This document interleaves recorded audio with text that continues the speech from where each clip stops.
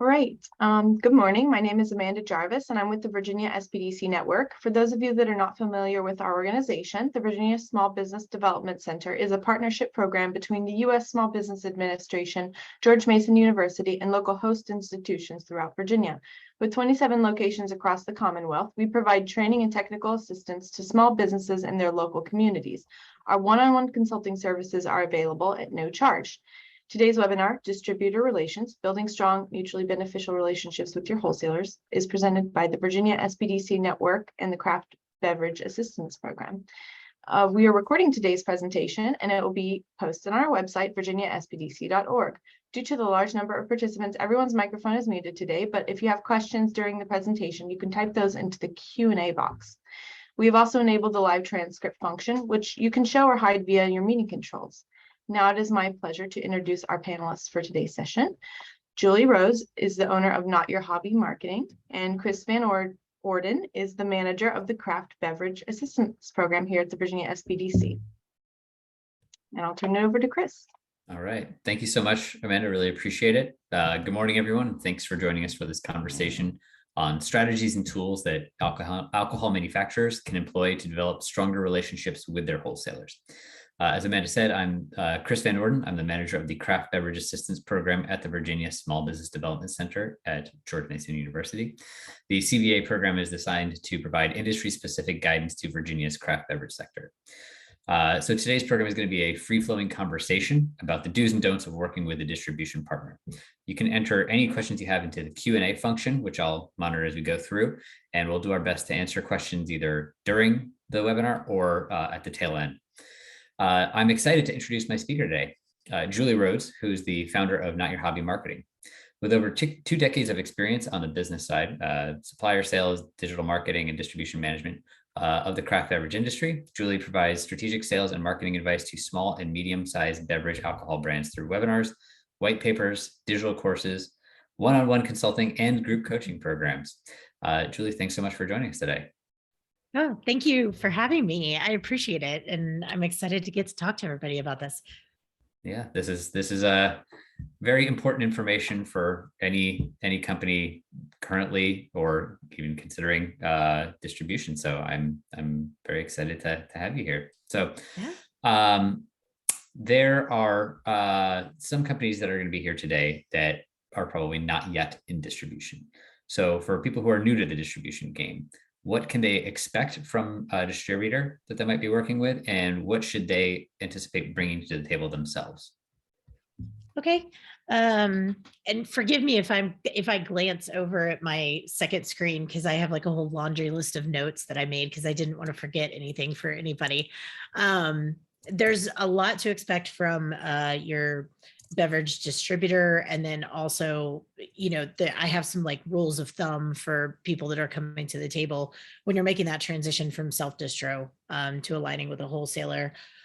First and foremost, expect to take a cut on your profit margin. I always like to get that out of the way because we're selling things, we're talking about business here. So just be prepared that you have an extra person in your pipeline. So there is a little bit of a trade-off in that you're getting the benefit of not having to figure out logistics, like having trucks and fleet people and delivery and, invoicing and stuff like that. But your trade-off is that you're giving away some of your profit margin. So just be prepared for that. I always like to do that first, honestly, so that we can get a feel for kind of how much money you're actually going to be making, being aligned with a distributor. The other thing is expect a surge of volume. So there's a lot more people working with you to sell and distribute your craft beverage product in different areas, either different areas in your state, like right in your backyard, or if you're going outside of state lines as well. So just be prepared for that. I like people to know, like in production planning, usually kind of a good ballpark is anywhere from like 35 to even upwards of like 60% more liquid is going to be going out the door. So just make sure that you're putting that into your production planning so that you aren't running out of raw materials or running out of supplies for your distributor partners. Also expect things to take longer. There's extra people in the pipeline here. So just know that, you can't just run a keg out to somebody anymore or run a tap handle somewhere. There's a middle person involved. Also, prepare yourself for lots of meetings. We have lots and lots of meetings in distribution. There's a whole lot of meetings, a whole lot of emails. Communication is key. So just get used to consistently communicating with your distributor partners. The other thing is that you still have to do sales yourself. You cannot rely on your distributor to be your sales rep and to just be your brand sales rep. So aligning with a wholesaler doesn't necessarily dictate that you have to have a dedicated sales rep, but a lot of distributors these days are requiring it even in their contracts. So just be aware that if you're thinking about going with a distributor, you might have to take on a salary of a salesperson, or at least a part-time salesperson. The other thing is that they will help you out with marketing. So know that most distributors these days will do like a 50-50, what we call a co-op. And usually it's like a certain amount of cents per case. It kind of changes depending on the size of the distributor and the size of your brand. But you could expect anywhere from like 20 cents to 50 cents per case roundabout for marketing spend. And you would be expected to match that. So just be prepared to come to the table for marketing support in that sense. And finally, you have to strategically plan things when you're working with distributors. Again, there's extra hands involved, there's extra people involved. Your network just got a whole lot bigger. And so just be prepared to, watch your data, plan things strategically, and you're going to have to look way far out than you normally do.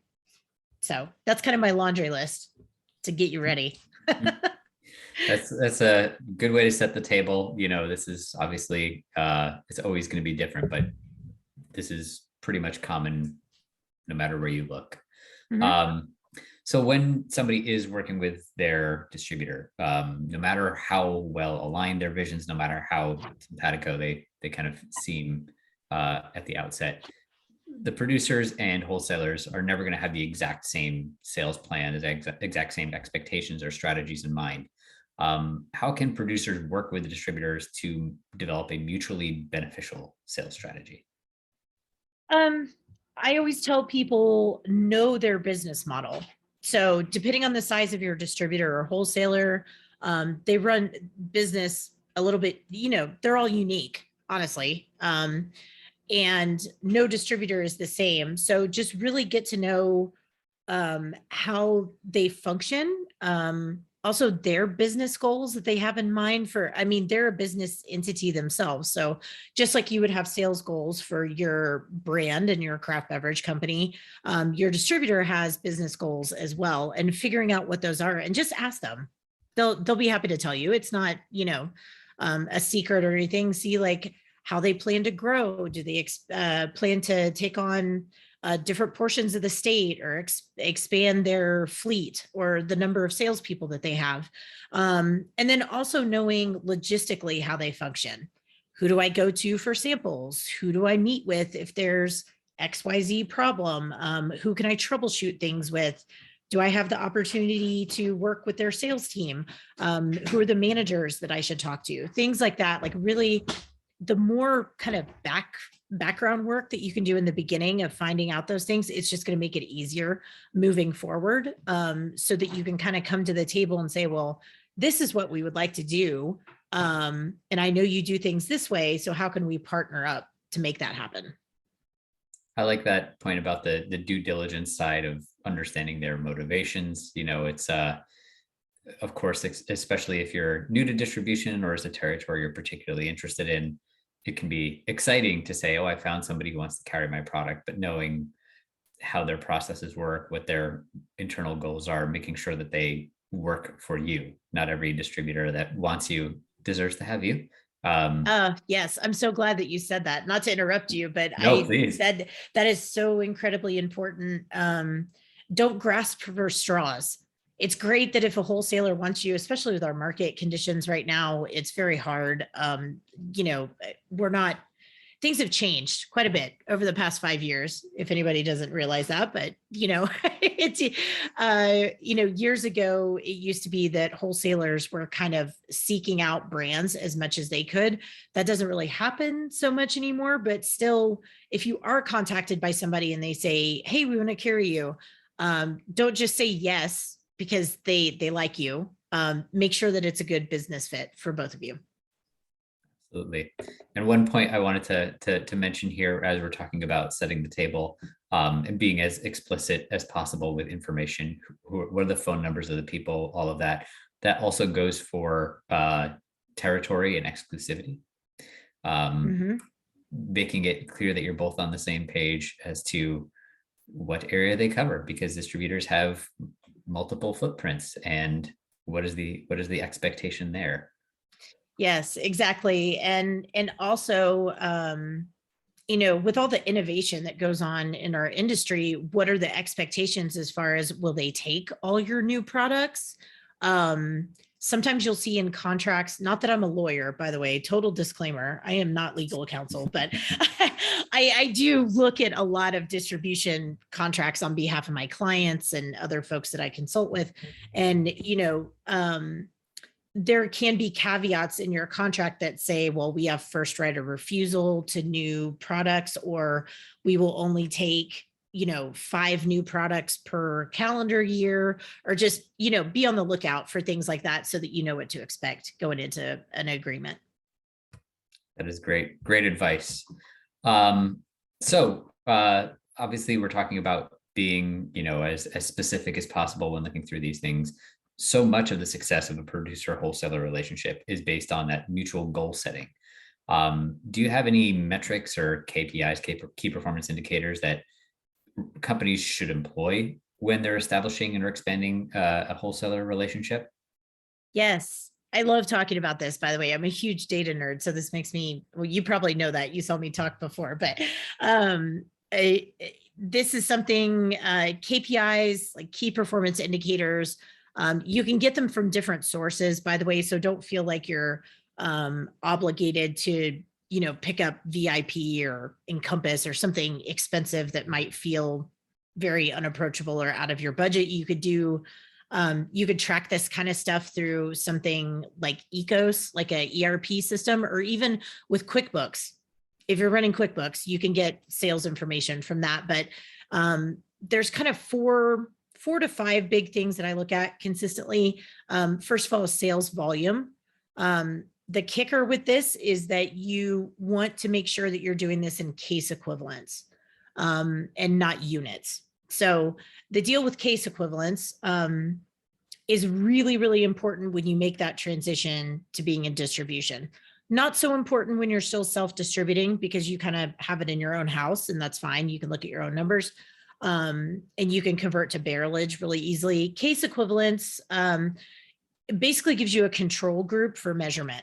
So if anybody doesn't know, usually it's a standard, what we call like a 1224 case. So like a 12-ounce container, 24 units in the container, whatever that would be in, 4-pack, 6-pack, whatever it is.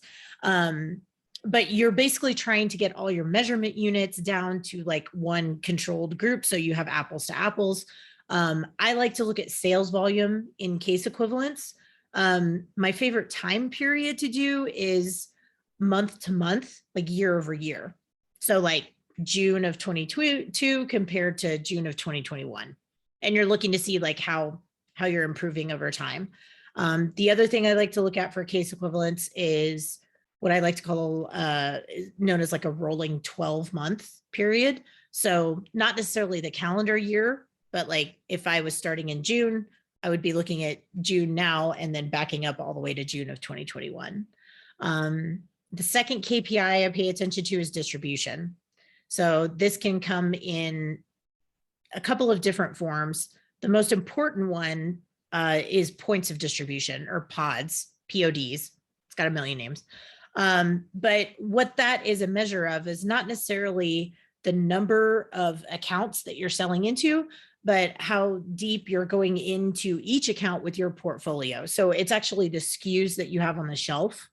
So if you're a brewery that's selling 20 brands of beer in the market, and I own a liquor store, if I'm buying 5 of your brands, then I have 5 PODs.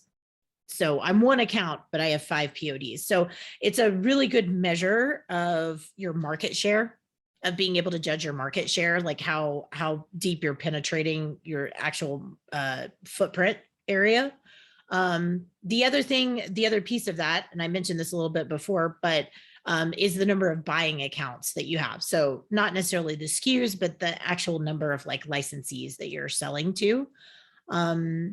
The other thing is rate of sales. So looking at velocity, like how fast your products are being pulled off the shelf, how fast they have to be restocked, how many reorders you have for accounts, things like that. It does a good measure of how healthy your brand is in the market.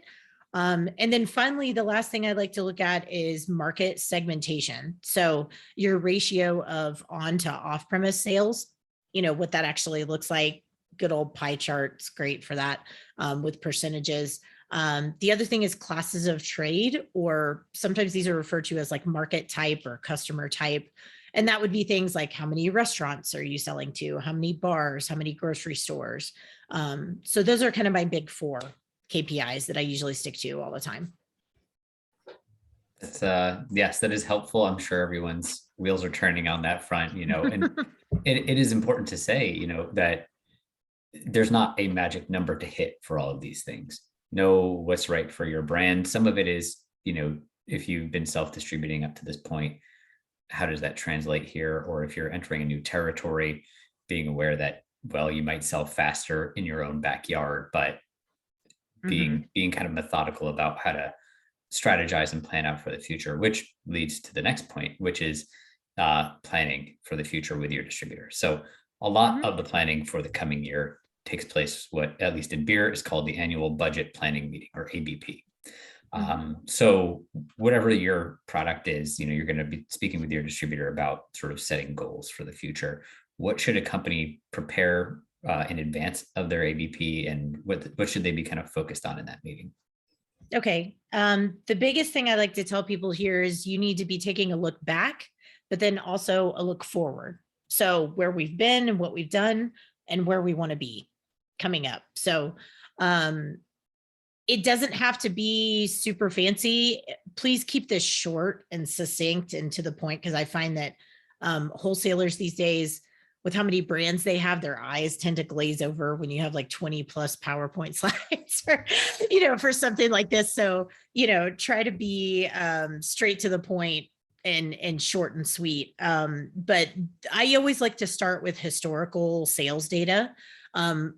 Honestly, it mirrors the KPIs that I just told you, right? So looking at, most of the time you have an ABP meeting in Q4, so you might not have a full calendar year of data, but you can do the last like 12 months, if you want to look at that time period. If not, you can cut it off like at the end of Q3, and that's perfectly acceptable for most distributors. They know that you don't have the full calendar set of data, but looking at the trend, what we call year to date of like sales volume, distribution metrics, classes of trade, market segmentation, and velocity will give them a good snapshot of what you've done together over the past year roundabout, right? Then you want to kind of give some key takeaways, just wrap it up in a little summary. Again, it doesn't have to be fancy, 1 slide, some bullet points, hey, there's areas for opportunity. Here's another tip for people. It might sound corny. Always spin it as ideas, areas of opportunity and areas for growth. Try not to say like, well, this really sucked last year. Like this was really awful. Like this didn't work. You can say things like, we didn't meet expectations. We didn't quite meet our projections, but we have additional room for growth, things like that. Keep kind of a growth mindset about this when you're going into an ABP, because distributors, this feeds into a future thing that we're going to talk about here, but like they like to see sort of a positive outlook for things instead of just hanging out on the negative. So your numbers might not be all great, but take it as, take it in stride and approach it as areas for growth and ideas for different opportunities. But address your KPIs from the last sales period. Do your key takeaways, and then you want to move on to where you want to be in the future. So if we were having an ABP right now in Q4, I would be presenting you with projections for 2023 and using those same KPIs that I just listed off. So projections for sales volume, projections for PODs, number of buying accounts. Velocity, I would say, it's hard to project. I'm not going to lie. I work with data all the time, and it's really hard to say, well, we want to get to this point. But it is good for them to know if you can clue them in and just give them a ballpark of, hey, we would like to see 2 more cases per week go out the door. That would be awesome. That would help get us to our volume goals. The other thing after your projections and forecasting, I like to provide what I call a brand focus calendar. So it's just a layout of, a glance of the upcoming sales year, a month at a time. And it's kind of based off of your production calendar. So say you have a special dark beer in February that you're going to put out, make sure that that's on their brand focus calendar is something that their sales reps should be paying attention to. What it does is, just in case your meetings get canceled or you lose communication or something happens, at least they have a calendar and they know what's going on with your brand throughout the year. It's also a good reminder for them to have as like a printout at their desk, which is great for everybody. The next thing I'd like to cover is pricing. So what I call like a pricing analysis or a pricing schedule. Again, I like to do these in Google Sheets or Excel. It's just a grid with all your items, their availability, sizes, the price that you're giving them. So price to wholesale, also known as PTW or PTD if you're price to distributor. Then you kind of want to look at like the margins of how that travels from distributor to retailer. So there's some, sometimes like freight and taxes and things involved along the way, but you want to make sure you have listed price to retail, and then some scenarios for what it would look like for PTC, which is price to consumer. So again, usually the benchmarks that I use for that are figuring out what it looks like on the shelf at 25% markup, 30% markup, 35%, and 40%. The reason I go all the way up to 40% is for on-premise, because it tends to be a little bit higher than off-premise markup. Once you get through that, you want to ask them for some meeting times in advance, again, just to set expectations. So I always suggest asking for a monthly meeting with your brand manager to make sure everybody's on the same page all the time. A quarterly meeting with chain or national account managers, maybe the marketing department, maybe the warehouse folks. But again, that feeds into this piece of knowing how their business works and getting to know how logistics are handled. So get those on the books. It's good to do those in advance. Then you can follow up with some kind of supplemental information. And this is not going to be necessarily true for every brand and every distributor, but the final piece of that would be things like sales incentives or programming, how you're partnering with chains, if that's in the cards. The final thing I would include is assets.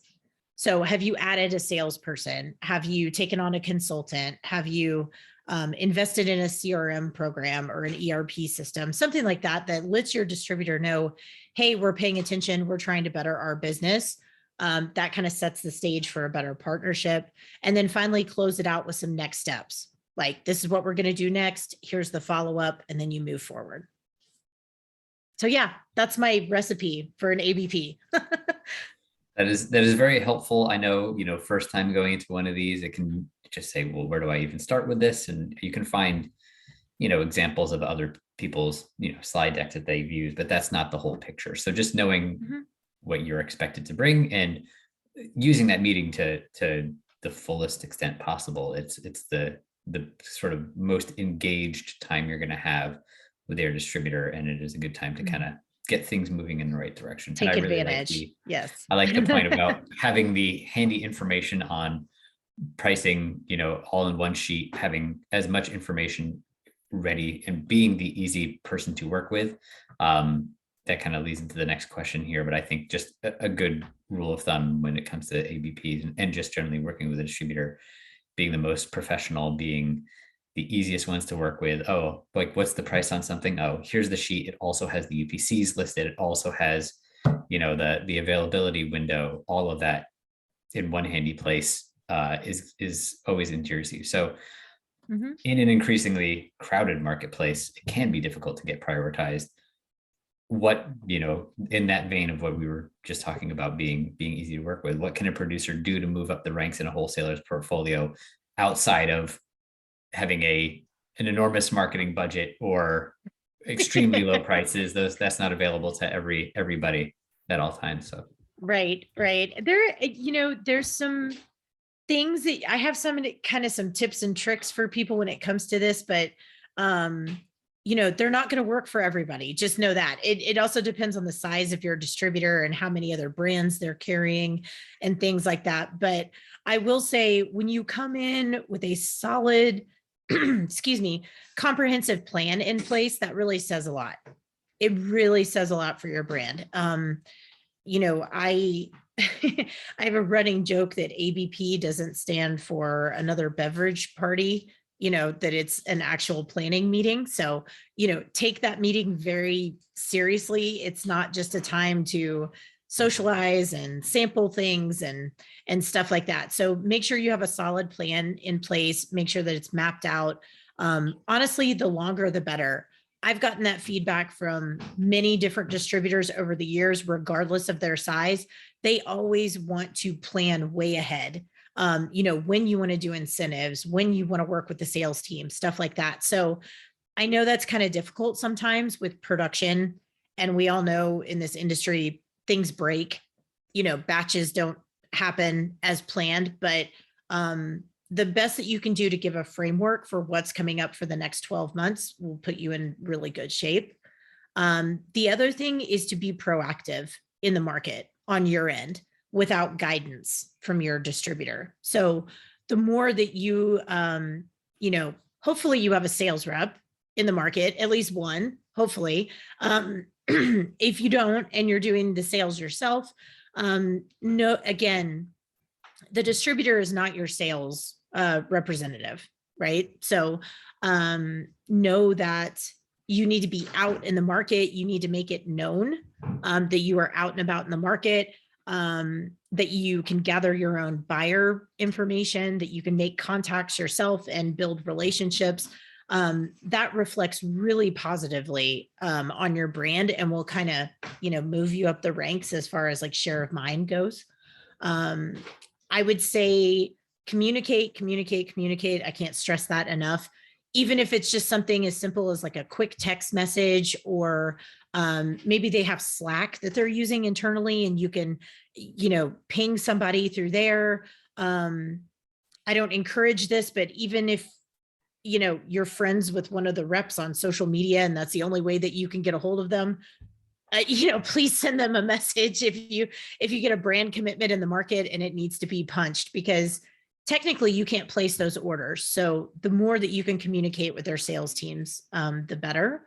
I would say make sure you stay on top of your production schedules, because at this point in time, with the way our market is, out of stocks are a very, very big deal and very problematic for wholesalers. Because it just goes down the line, right? Like if you run out of something, they run out of something, your retailers run out of something, the consumers can't buy it.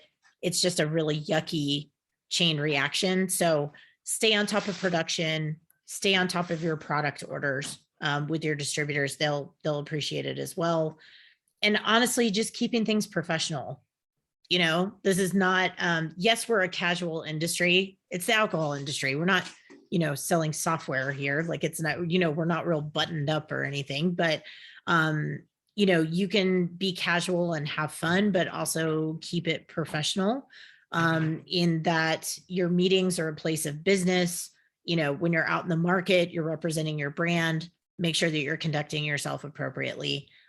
Those speak volumes for your brand in terms of your relationship with your distributor. Sorry about that. That's all right.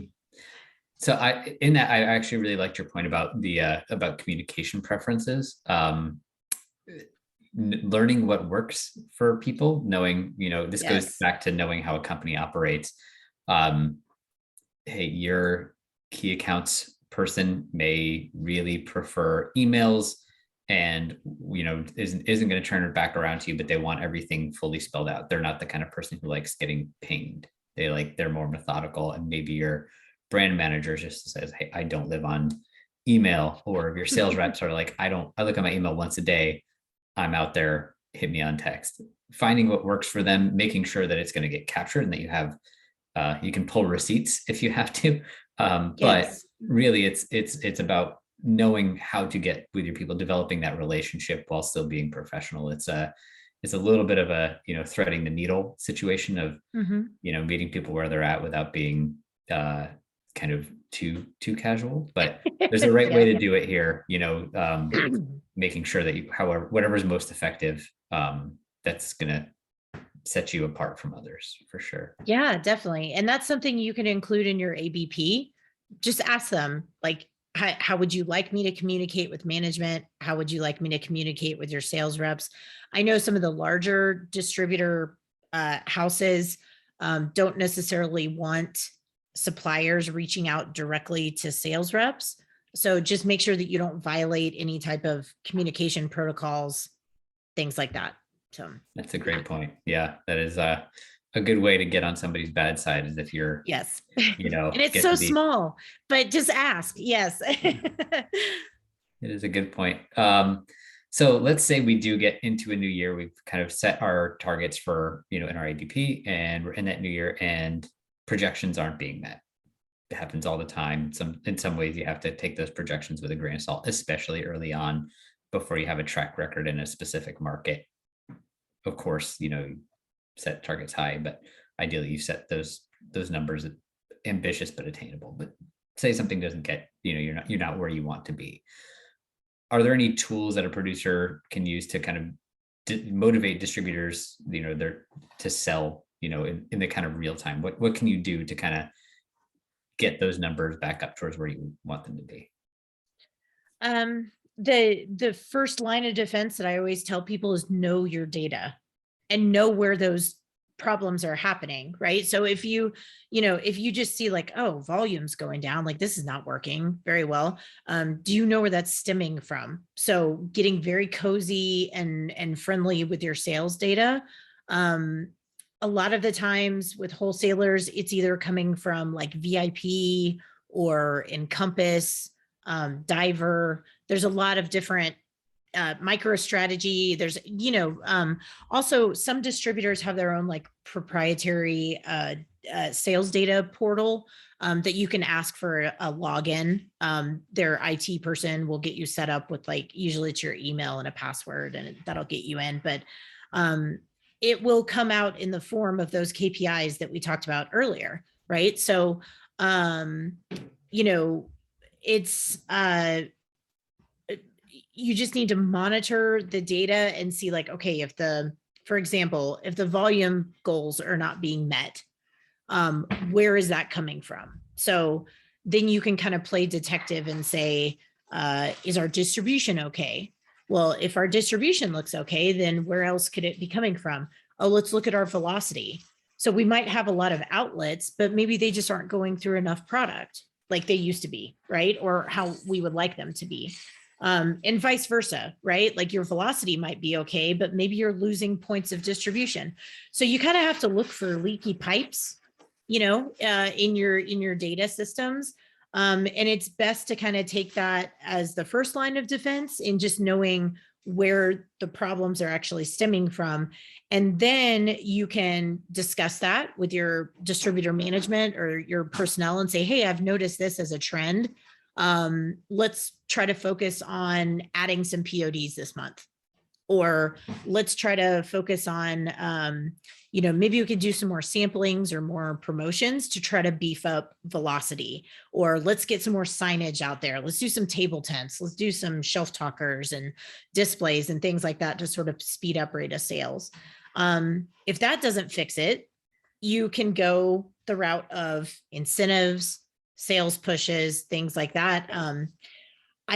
Sometimes I hesitate in talking about this stuff because there's a lot of like gray areas that gets a little, as far as the TTB goes and things like that. And there's also a bazillion acronyms that distributors use that vary between. So sometimes it's called an MBO. Sometimes it's called a kicker, a spiff, a bonus, a goal model.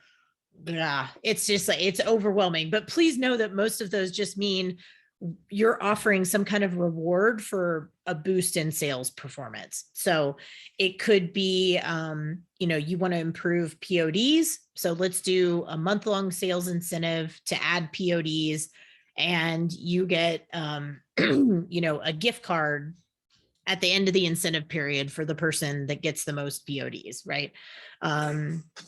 Sometimes, I don't like saying this out loud. Sometimes it's a cash payout.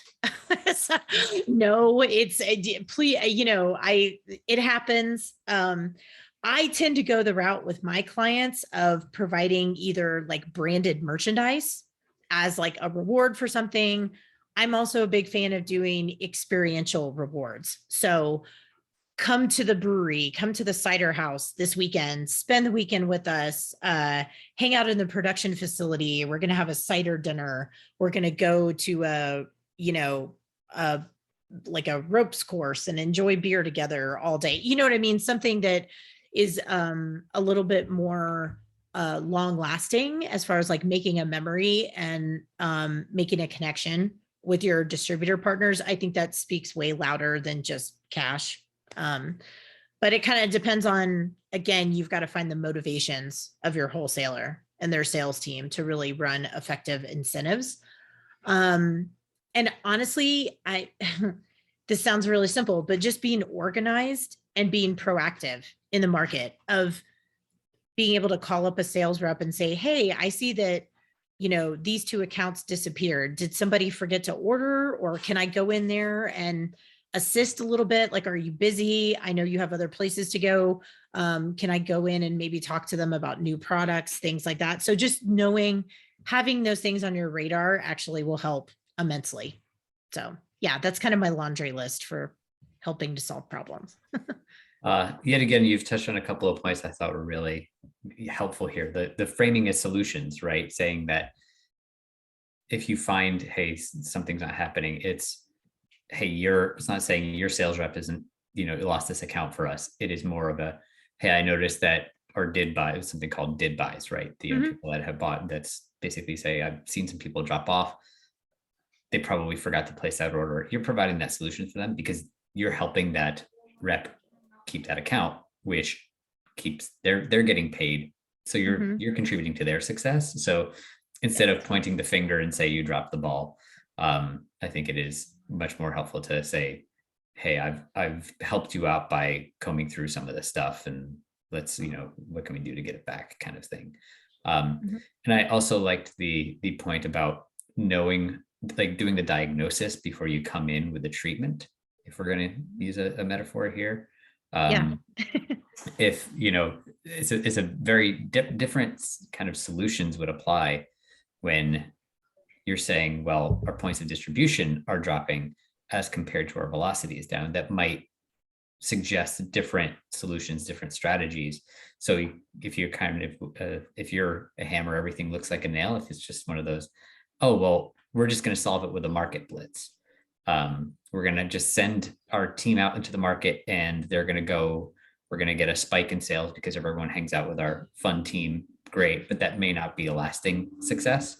Nor may it be actually profitable when you account for all of that. So figuring out what those issues are, if it's visibility, if it's brand recognition, that's going to be a very different set of solutions than, hey, our pricing is such where we're having a hard time capturing people, or whatever the case may be.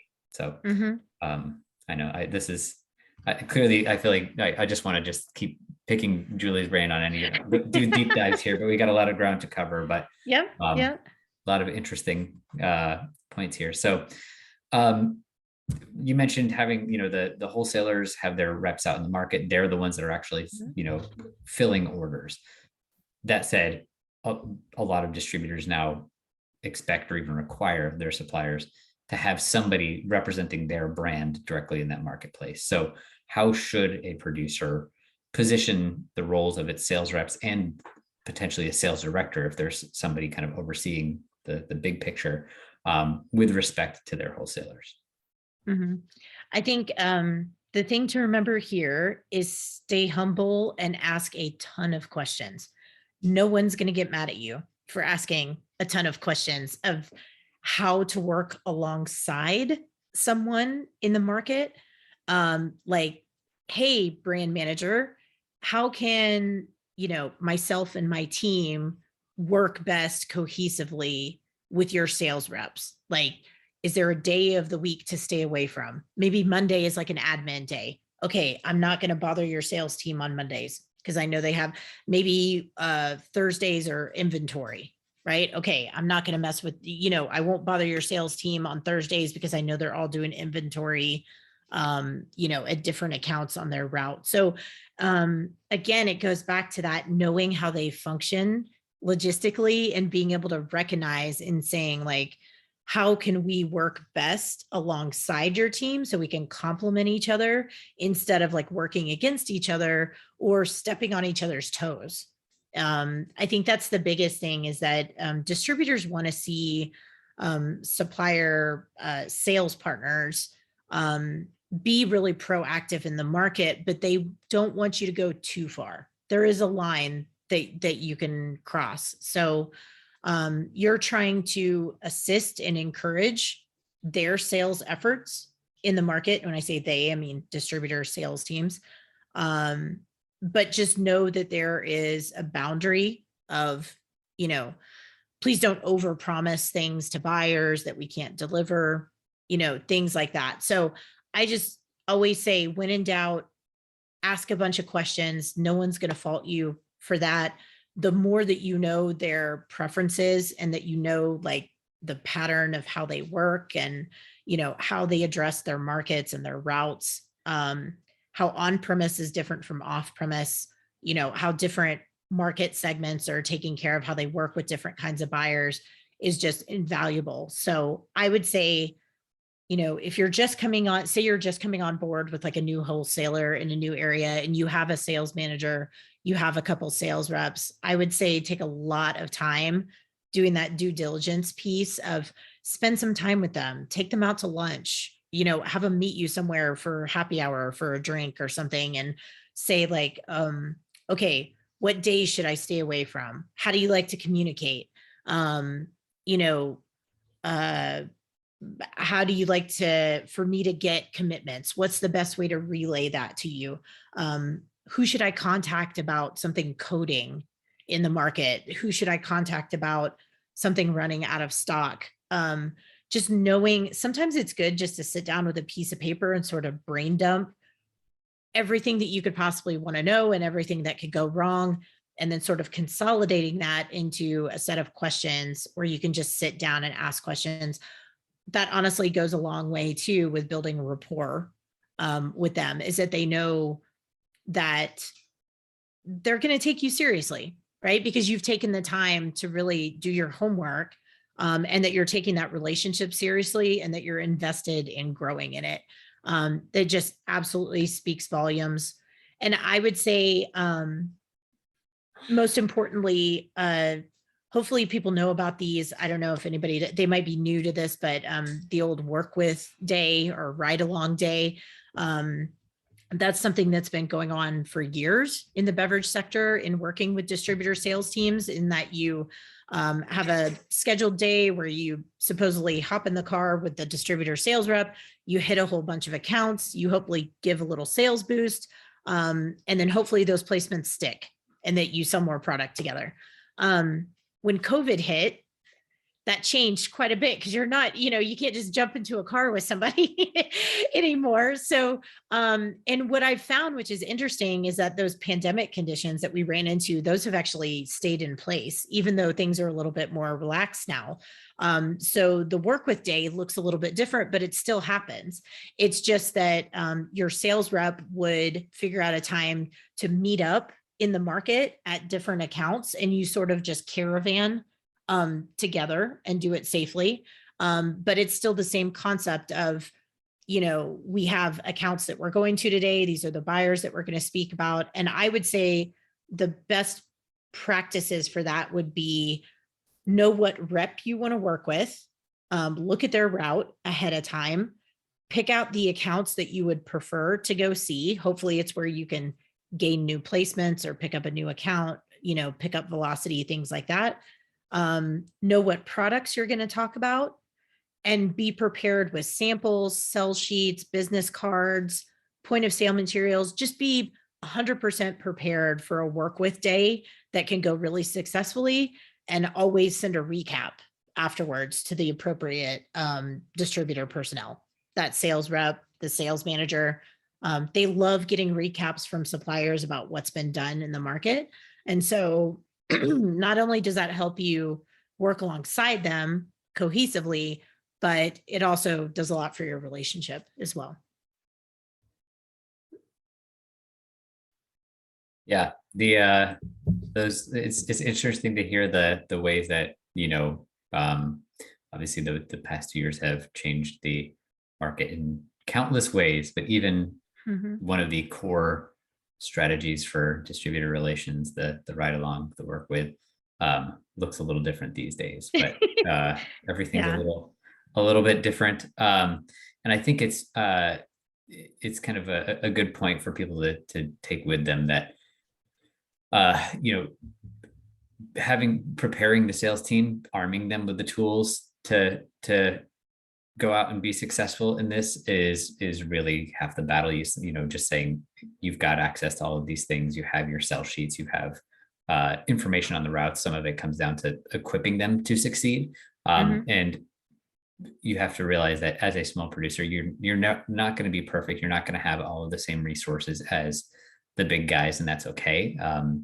Some of this is relative, right?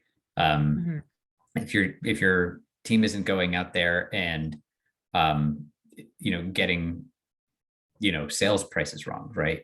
Price to retailer prices wrong. If they're not going in and committing to product that the distributor doesn't have, just those kinds of unforced errors, avoiding those, and being more professional than most. Don't let the perfect be the enemy of the good here, of like, oh no, you need to have a high powered person with buying these mass data sets and all of that. You don't have to necessarily start there, but just know more professional than your competitors is sometimes a good place to start. Yes. And I hope we don't run out of time by me saying this, just because I want everybody to know I was in supplier side sales for over a decade. So I made a ton of rookie mistakes, a ton. And if anybody can learn from some of these that I'm about to mention, that would be wonderful. That would make me happy, is that don't ever talk to a retailer about products that have not been approved by your distributor.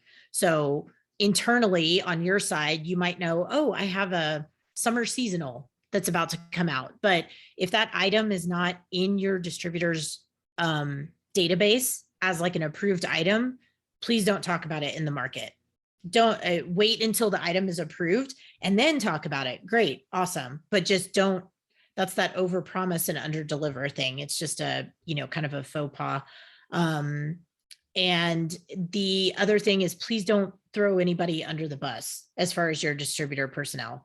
Even if there's some horrible mix up or problem, something didn't make it and it was supposed to be there, or the wrong keg got delivered, or, something, the best thing that you can do is, I'm right on top of that. I will look into that immediately and I will follow up with you on this day and time. And that's all you have to do. Please don't say, well, so-and-so from the wholesaler was supposed to do this, blah, blah, blah. It's just that's a best practice and a good rule of thumb to work alongside of your wholesale partners. Yes, absolutely. You don't want to be seen as the one slagging off your partners, because that's a very good way for them to forget to put you on the truck the next time or whatever. Yes, exactly.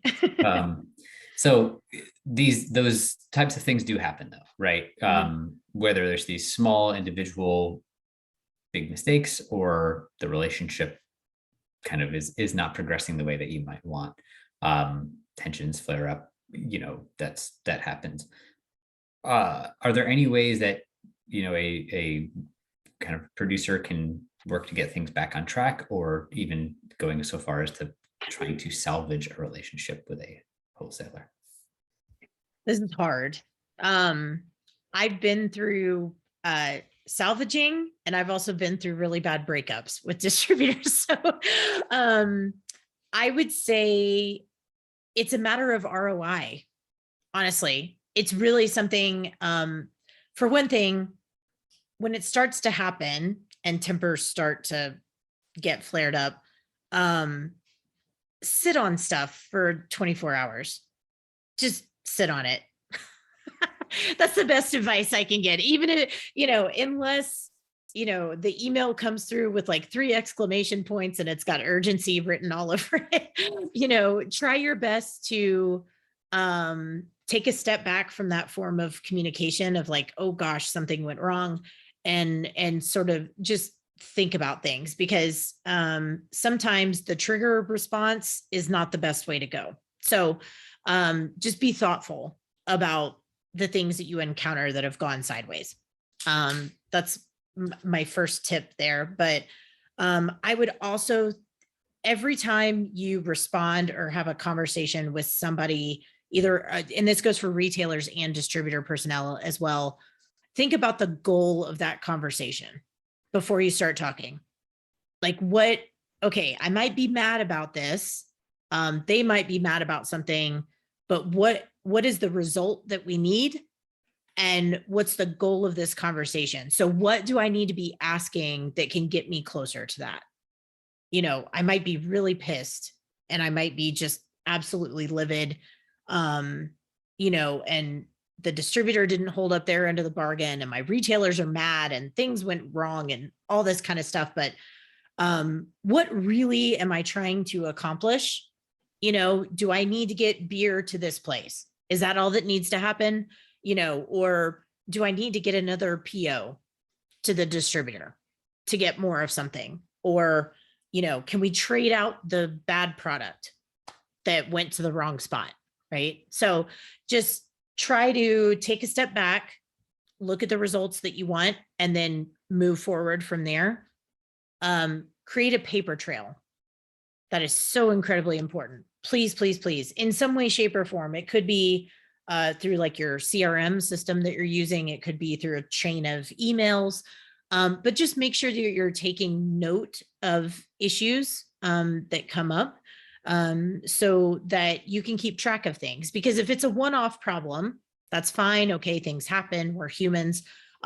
We resolved it and we moved on. But if it's an ongoing set of problems, that would be something that would need to be elevated to distributor management, but in a professional manner and with proof, instead of just flying into a meeting and going off the rails and, going crazy. So just make sure that you're documenting everything. Think of it like beverage wholesaler HR, create a paper trail and keep records of everything. Because if you do, for some reason, if things go really south and you do have to break up with the distributor and you have to go to some kind of legal action or litigation, you're going to be expected to have a paper trail of things that have gone wrong. So hopefully that answers your question. I hope that helps. No, absolutely. It is it's not anything anybody wants. And especially, folks in hopefully know in distribution, every state's different what they require for distribution. If you're a franchise state,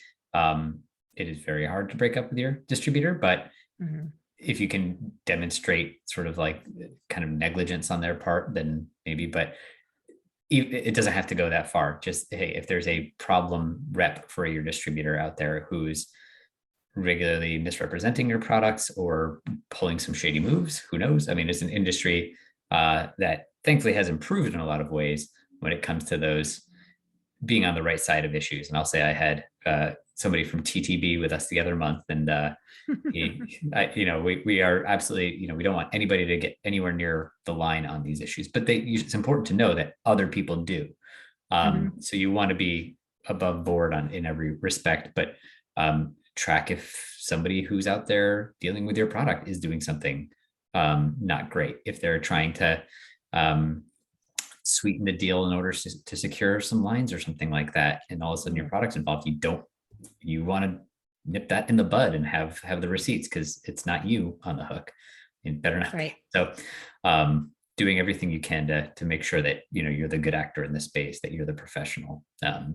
For sure. It's a fun industry, but distributors are not the types to mess around with in that area. So Julie, I know we are coming up on our hour, but I was hoping that, obviously this is an area that we could talk about for another 3 hours if we wanted to. But for folks tuning in, is there one key takeaway about working with distributors that you would want to leave folks with? The one key word that I focus in on pretty often is empathy. And really, it's just,